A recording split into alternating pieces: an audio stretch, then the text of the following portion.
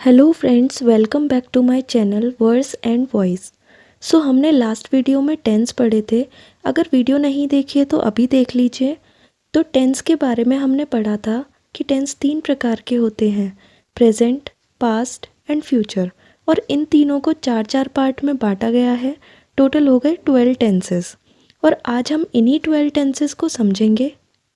तो इन्हें समझने के लिए हमें 3 चीज़ें पता होनी चाहिए, सब्जेक्ट, वर्ब, ऑब्जेक्ट।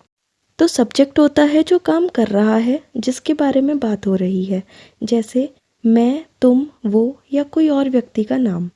वर्ब को क्रिया कहते हैं, यानी काम या एक्शन का होना। और ऑब्जेक्ट जिस पर काम किया जा रहा है। For example, I eat mango.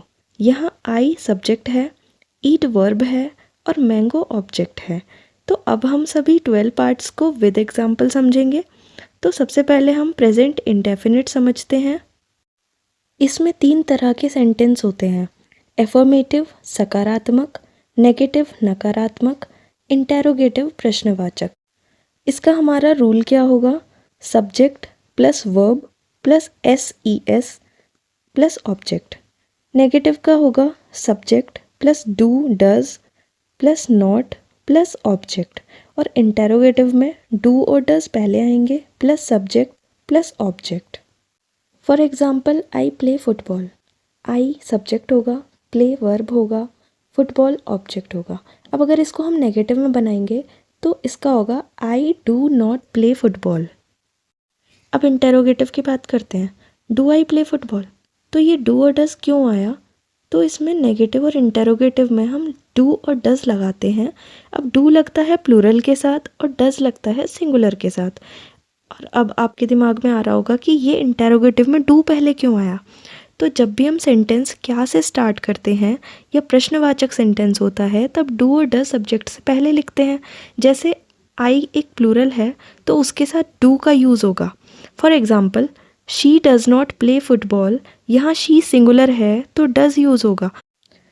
अब इसके अफर्मेटिव सेंटेंस में एक छोटा सा रूल है, जैसे आई रीड न्यूज़पेपर। अगर हम इसको सिंगुलर सब्जेक्ट के साथ बनाएंगे, जैसे ही, शी, इट के साथ, तो वर्ब में एस ऐड हो जाएगा, जैसे शी रीड्स न्यूज़पेपर। अब ये तो क्लियर हो गए होंगे। अब इसमें एक रूल और समझेंगे, जैसे कुछ सेंटेंस हु से स्टार्ट होते हैं तो उसमें डू और डज नहीं लगता है। For example, who plays cricket. कौन क्रिकेट खेलता है। Next is who teaches you. तुम्हें कौन पढ़ाता है।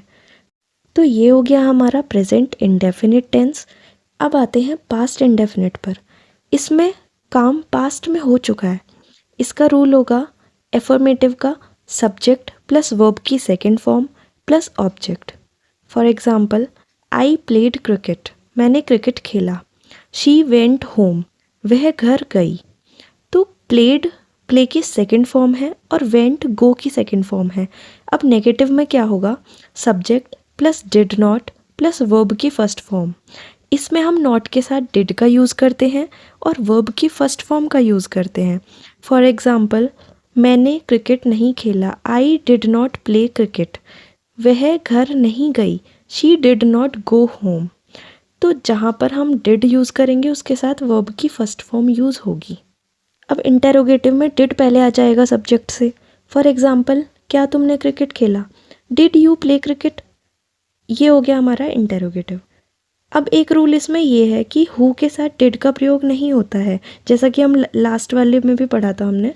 और वर्ब की सेकंड फॉर्म यूज़ करते हैं इसमें। अब डिड नहीं आएगा तो वर्ब की सेकंड फॉर्म यूज़ करेंगे, फर्स्ट फॉर्म यूज़ नहीं होगी।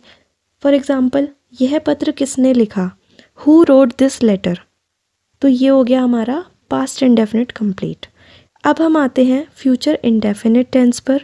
यहाँ एफर्मेटिव का रूल होगा subject plus will plus verb की first form plus object. For example, मैं स्कूल जाऊँगा। I will go to school. वह खाना खाएगी। She will eat food. Negative में होगा subject plus will plus not plus verb की फर्स्ट फॉर्म प्लस ऑब्जेक्ट।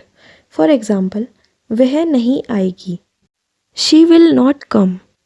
अब इंटेरोगेटिव में हमें क्या करना होगा, विल पहले आ जाएगा, फिर सब्जेक्ट आएगा, फिर वर्ब की फर्स्ट फॉर्म आएगी, फिर ऑब्जेक्ट आएगा।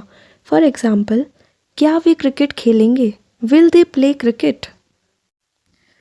तो फ्रेंड्स, आज हमने प्रेजेंट इंडेफिनिट, पास्ट इंडेफिनिट और फ्यूचर इंडेफिनिट को समझा। आई होप आपको ये टेंस समझ आया होगा। नेक्स्ट वीडियो में हम कंटिन्यूस के तीनों टेंसेस को समझेंगे। Thank you for watching.